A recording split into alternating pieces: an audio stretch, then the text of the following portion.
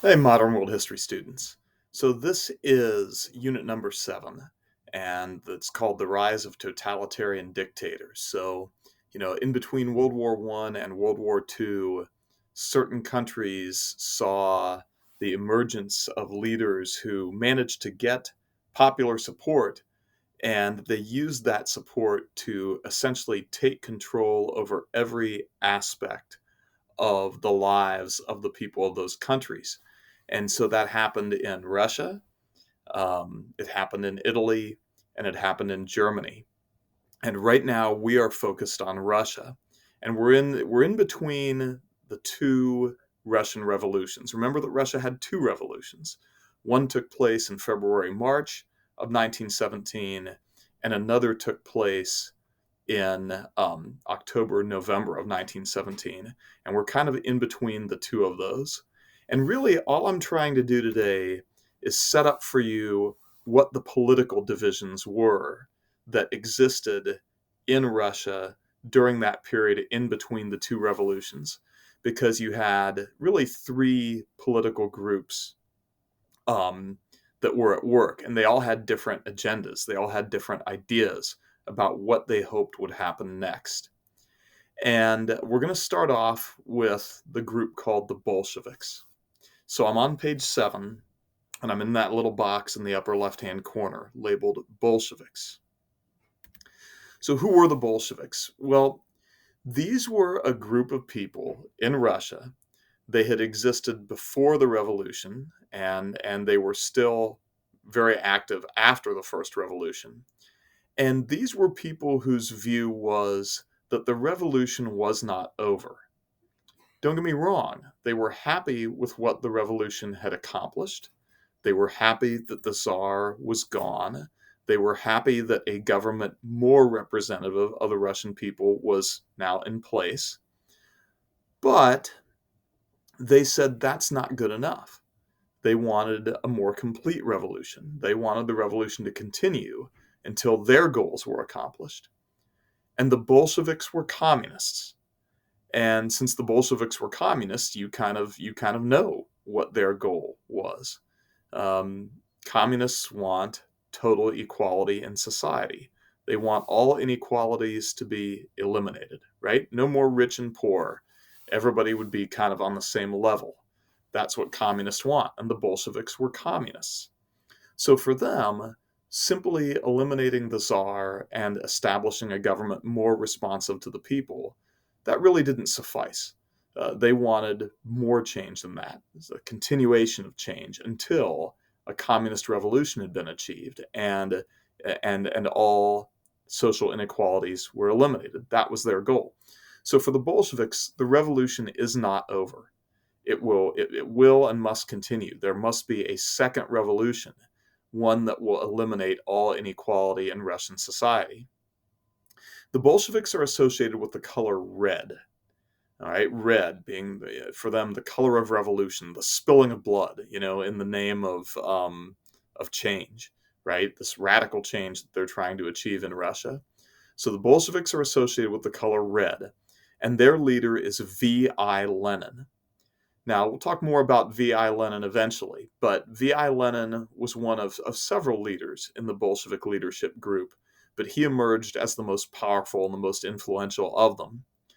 The Bolsheviks refer to themselves as Bolsheviks because of what the word means in Russian. So in Russian, the word Bolshevik means majority party. So they're a political party, right? They're a political party, right? A political party is a group of people who share political beliefs and they group themselves together to try to achieve, change that is in alignment with their beliefs. That's what a political party is. Bolshevik means big party or majority party because the Bolsheviks believed that they stood for the interests of the majority of the Russian people. They said that the vast majority of Russian people are poor. They are being oppressed and taken advantage of and exploited by the rich, and so we stand for the majority. If the changes that we want are achieved, that will be to the benefit of the majority of the Russian people. So because we represent the interests of the majority, we call ourselves the majority party, Bolsheviks. So you get who they are, all right? The Bolsheviks. They're communists. They're happy about the revolution so far, but in their view, it's not over. It needs to continue until it achieves this complete overturning of social inequality so that everybody in Russia will be equal. That's who they are, and that's what they stand for. Now, kind of in the middle here, moving to that little middle box at the top of page 7, were the people who became known as Mensheviks. They didn't call themselves Mensheviks. That's a name given to them by the Bolsheviks. But let's see who they are. So the Mensheviks, these are people who are happy with the first revolution and its results. They're happy that the Tsar is gone. They're happy that this new government, more representative of the Russian people, has been created. They're happy about that. And as far as they're concerned, the revolution's over. The revolution achieved what they wanted to achieve. A government that is more responsive to the Russian people, a government in which the Russian people have a role to play. And that's what they've achieved with the provisional government, right? So the provisional government was created after the revolution, after the first revolution, after the Tsar abdicated, after Tsar Nicholas abdicated, the provisional government was created. And if you remember, in the provisional government, there were these two houses. There was the Duma, which was the more traditional parliament that had been around for 12 years. This is where the wealthier people kind of had their representation in government. But then you also had the Soviet, which was an elected parliament. It was an elected house where the workers and the soldiers elected representatives to help make the laws. And then you had Alexander Kerensky, the man on the right, who was essentially serving as prime minister. So this was a government where the people of Russia actually had an opportunity to elect representatives. Those representatives were empowered to make laws. They chose their executive, Kerensky. And although this provisional government was provisional, which means temporary, it wasn't expected to last forever.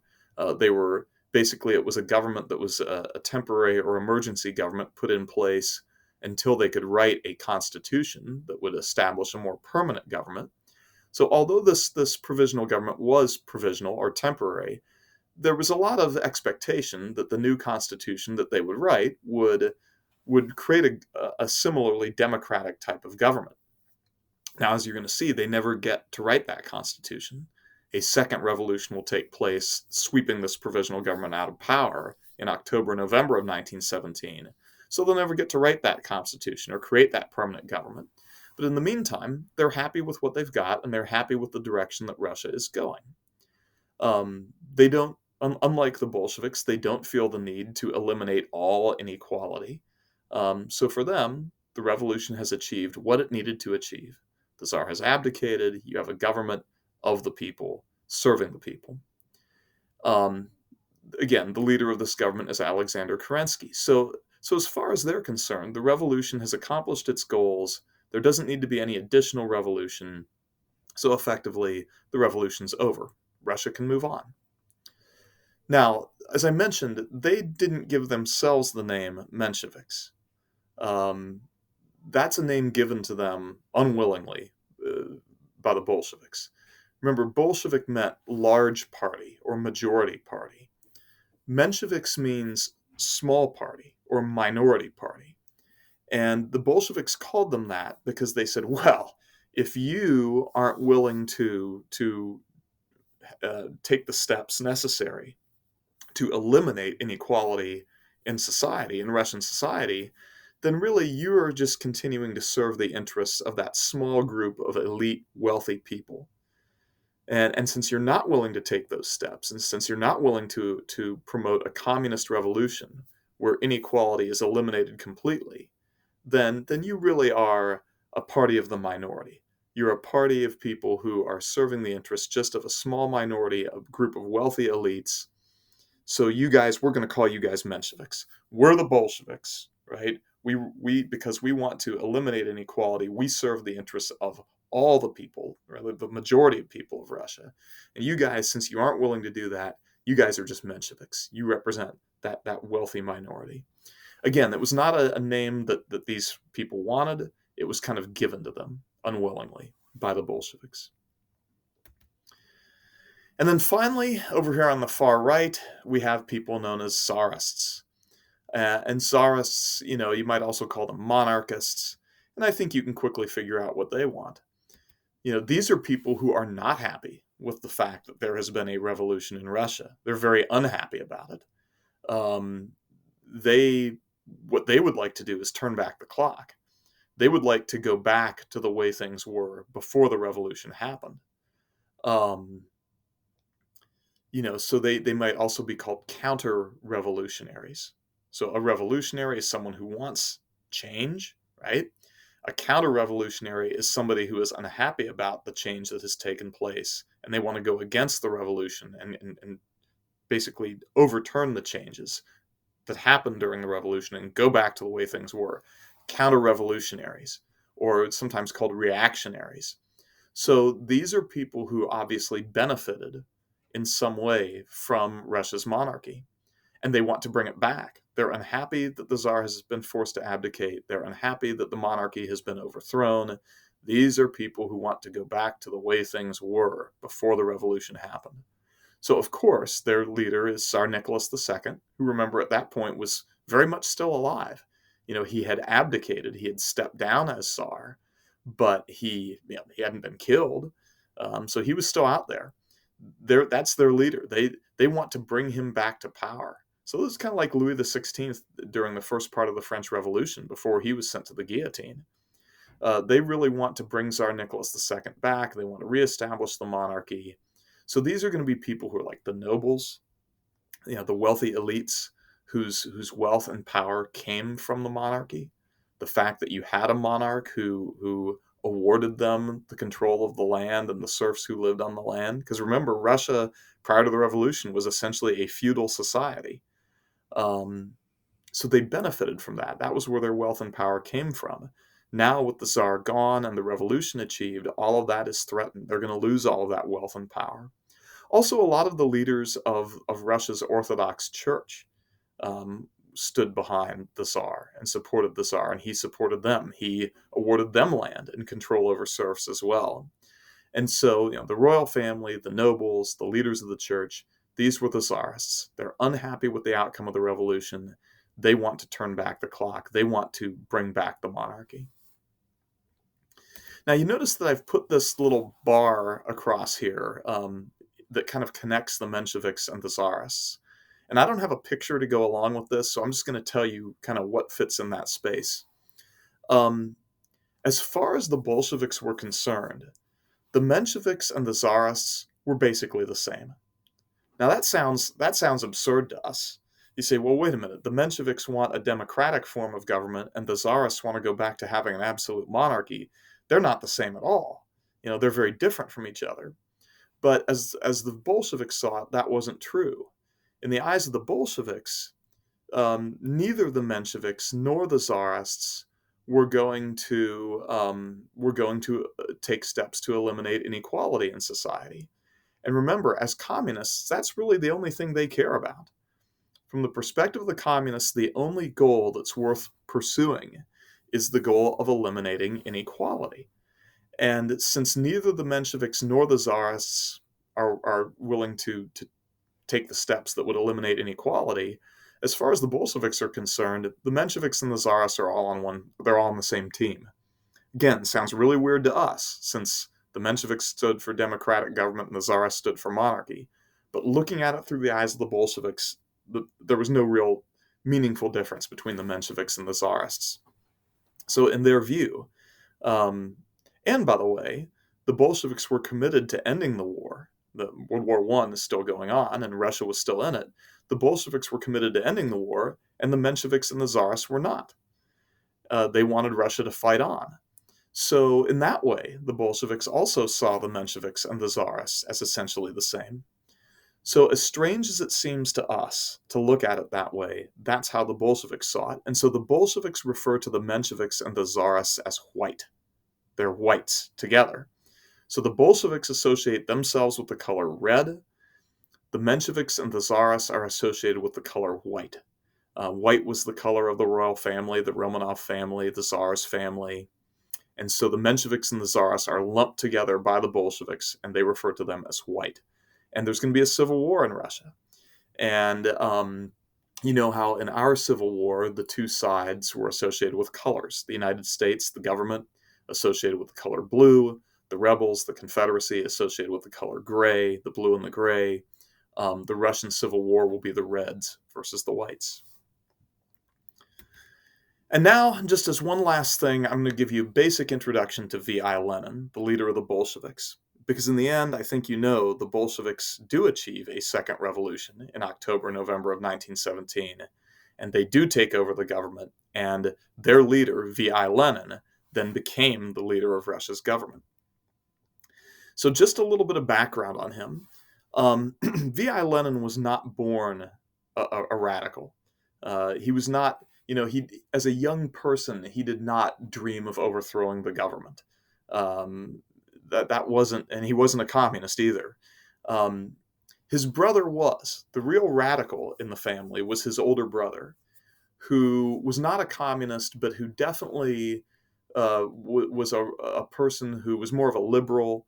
He believed that there should not be a government with absolute power. He definitely did not believe in the absolute monarchy of the Tsar. He believed there should be limits on the powers of the Tsar. And of course, in Russia at that time, if you believed that made you a target. The Tsar of Russia had, secret police whose job it was to kind of, figure out who these people were who had these radical ideas and who were spreading these radical ideas, and to silence them and eliminate them. And what happened was V.I. Lenin's brother was murdered, assassinated, killed by the Tsar's secret police. And it was actually, that was the point at which Lenin became radicalized. Prior to his brother being killed, he was not a radical, but the death of his brother turned him into a radical. The murder of his brother by the Tsar's secret police turned him into a radical. And he, it was at that point that he became interested in Marxism or in communism, because he now believed in revolution. His brother believed in revolution. Lenin himself really didn't at that time.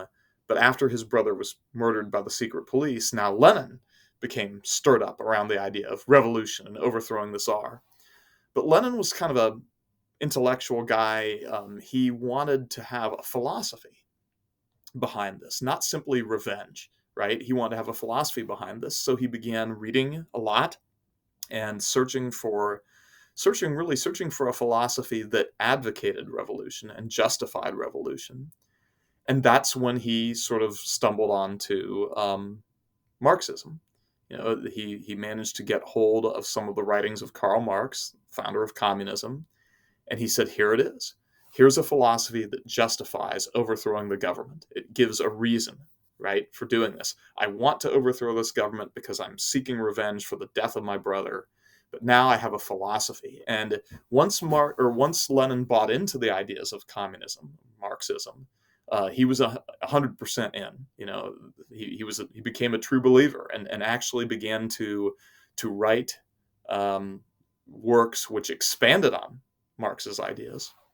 And this is when he joined and became a founding member of the Bolsheviks. It's also interesting to note this is the point at which he changed his name. He was not born with the name V.I. Lenin.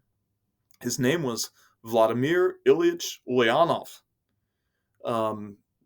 So what you're going to discover about Russians is, and Eastern Europeans in general, their middle name is always their father's name plus a suffix that means son of. So Vladimir Ilyich means son of Ilya. Vladimir Ilyich Ulyanov. Well, Ulyanov was not really a sort of classic Russian name. And in Russia, if you were going to be active and successful in politics, you had to have a Russian name. And that sounds, that sounds kind of prejudiced and that kind of thing. And it is prejudiced. But before you pound the Russians too hard on that, keep in mind that very few American presidents or even presidential candidates have not had a very British name. You think about it: Washington, Lincoln, Ford, Carter, names like that. Those are just pure British names. We've had a few. Roosevelt is Dutch, Eisenhower is German, of course, President Obama. So we've had a few presidents and presidential candidates who haven't had sort of traditional British names, but only a few. And in Russia, you had to have a traditional Russian name. So when Lenin decided to get involved in Russian politics, he changed his name from Vladimir Ilyich Ulyanov to V.I. Lenin. And by the way, technically V.I. became his legal name. It didn't stand for Vladimir Ilyich Lenin. It was V.I. That was his name. Anyway, so he became involved with the Bolsheviks. And of course, once he became involved with the Bolsheviks, he now became a target of the Tsar's secret police. And so he had to flee from Russia to avoid being killed like his brother. He had to flee from Russia. And he spent time in other countries. He spent time in Germany. He spent time in Switzerland. And as a matter of fact, at the time when the revolution happened, the first revolution in March of 1917, Lenin was actually living in Switzerland because Switzerland was a neutral country. And as a neutral country, that meant that they weren't in the war. And if Lenin had stayed in Germany, which is where he was at the start of the war, if he had stayed in Germany, he might have been drafted to fight in the war in the German army, and he didn't want that. So he fled to Switzerland. And so he lived during the war in Switzerland, and that's where he was when the revolution happened. And you can imagine what a shock that must have been to him to learn of the revolution, because here he was, his whole sort of adult life, he had been reading about revolution and writing about revolution, and with his buddies in the Bolshevik Party planning for revolution. And, he and the Bolsheviks really believed that they were going to be the ones to bring about this revolution in Russia. And then one day he picks up his morning newspaper, while he's having his coffee, and he reads, "The revolution has happened." It's happened without him. It's happened without the Bolsheviks. It was it was a grassroots revolution that brewed up from among the dissatisfaction of the people. And he must have been shocked and really kind of upset, probably, to learn that the revolution in his country, the revolution that he's been envisioning and planning for, it has happened, and it happened without him. And it happened without the Bolsheviks. It must have been he must have been crestfallen, disappointed, But then good news. The good news that came a few weeks or months later, the news that the new government in Russia, the provisional government that had been created after the Tsar abdicated, has announced that they are going to keep Russia in the war. A horrendous mistake, because everybody in Russia knew that the main cause of their suffering and misery was the war. And when the provisional government announced, we're going to continue to fight, that opened the door in Russia for a second revolution, which of course then opened the door for Lenin and the Bolsheviks to stage this second revolution and make it the revolution that they wanted, a communist revolution. So with that, Lenin was actually able to negotiate with the Germans, who were also bummed out that Russia was staying in the war. Lenin and the Germans, had a common cause here. He was able to negotiate with the Germans to return to Russia. The Germans provided him an armed escort in a special armored train and took him across the lines into Russia. And in April of 1917, he arrived in St. Petersburg, the capital, to begin rallying the Bolsheviks for what would be the second revolution, the one that would achieve the ultimate change that the Bolsheviks wanted, a communist revolution. So there we go. All right, that's where the story will stop for now, and we'll pick it up in class. So until then, take care of yourselves, hang in there, and so long, modern world history students.